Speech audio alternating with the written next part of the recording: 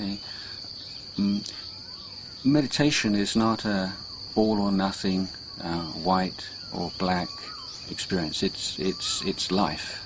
It's like you're looking at yourself in the microscope. You're learning about your experience, about yourself, and so it's not a matter of if you find some peaceful mental state in meditation, you're successful, and if you don't, you're a failure. Because a lot of the obstructions and difficulties that come up in applying a meditation technique are actually great treasures, because you're learning very important things and skills that you can make use of in your daily life. And one particular area is that of dealing with pain. We all have strategies for dealing with pain.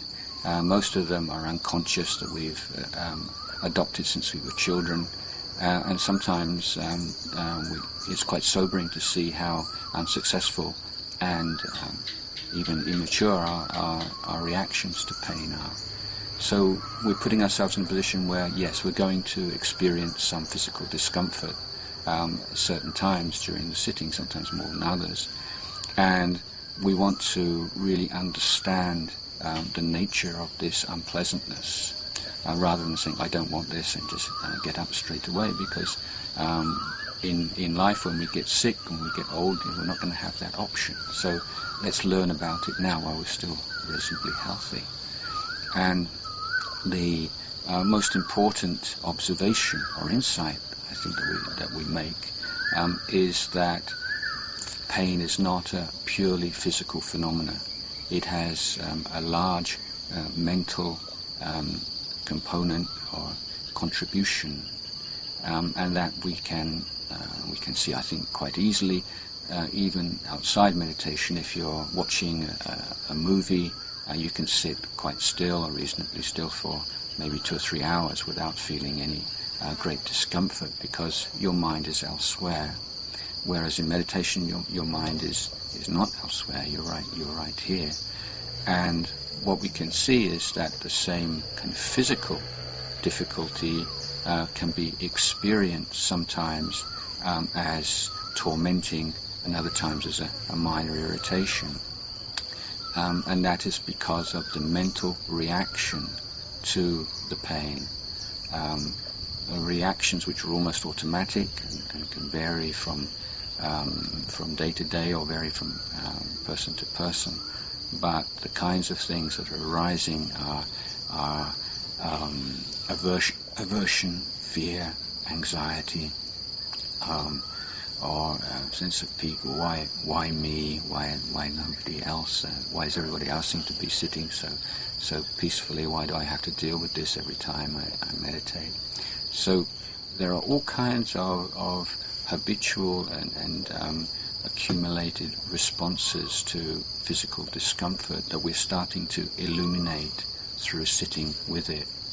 Now, briefly, there are 2 main ways of dealing with pain, and these correspond to the 2 kind of aspects of meditation: the tranquilizing, pacifying aspect, and the insight, the looking, the observing, the penetrating, the nature of things.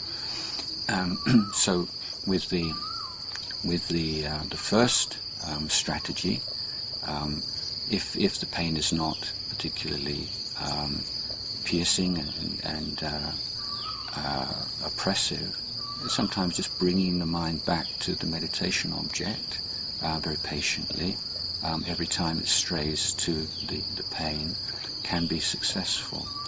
But if the pain is a little bit more intense, then we can practice breathing through the pain, or developing loving kindness, that sense of kindness and love and affection, and being a friend to the pain. So adopting a skillful, constructive attitude to the pain to remove or to replace the habitual negative reaction to it. So you're using a positive emotion which can be allied to the breath, and breathing in and breathing out as if through the area of pain with a very positive, accepting, kind attitude. So that's two possible techniques of the calming strategy.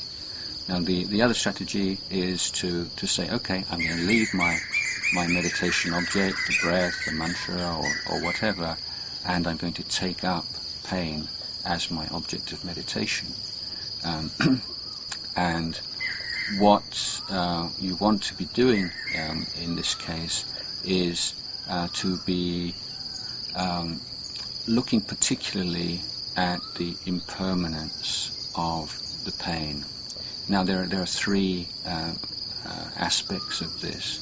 First, the nature of the pain. Pain, when we start looking at it, it's not just this hard single mass. We can see that there are different kinds of pain. There are shooting pains, burning pains, aching pains, and so on. And the nature of the pain is changing, and seeing that change is a way of reducing the attachment and the negative emotions that have become one and the same thing with this feeling in the mind lacking awareness.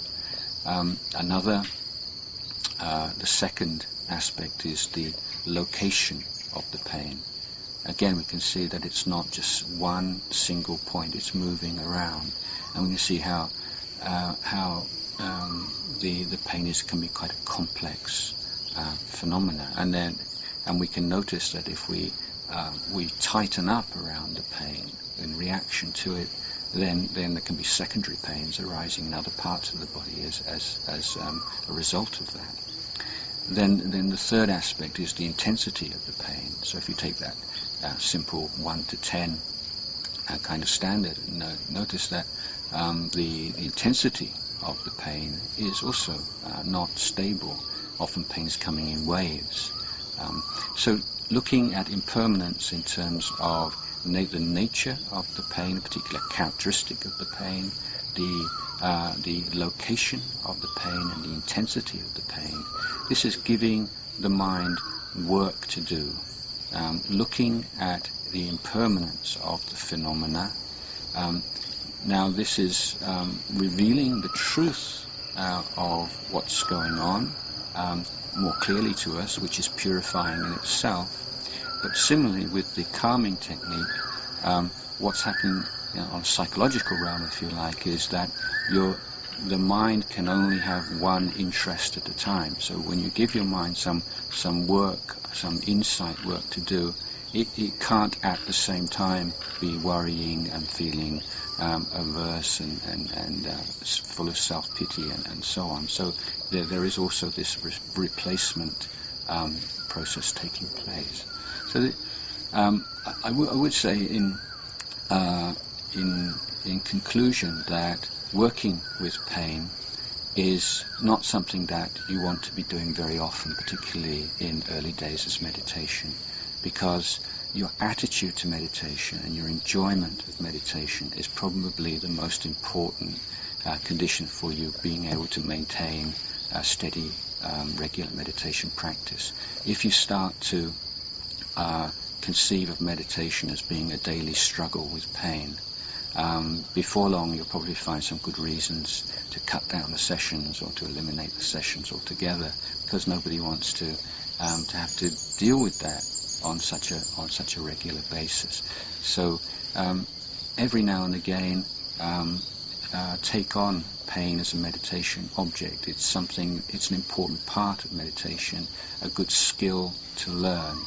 But other times, particularly if your mind feels it's really starting to calm down and settle down, you've got some awareness there, then very mindfully change posture. So it's not something that you have to do every time that you meet pain, but it's something that you should have some experience of dealing with.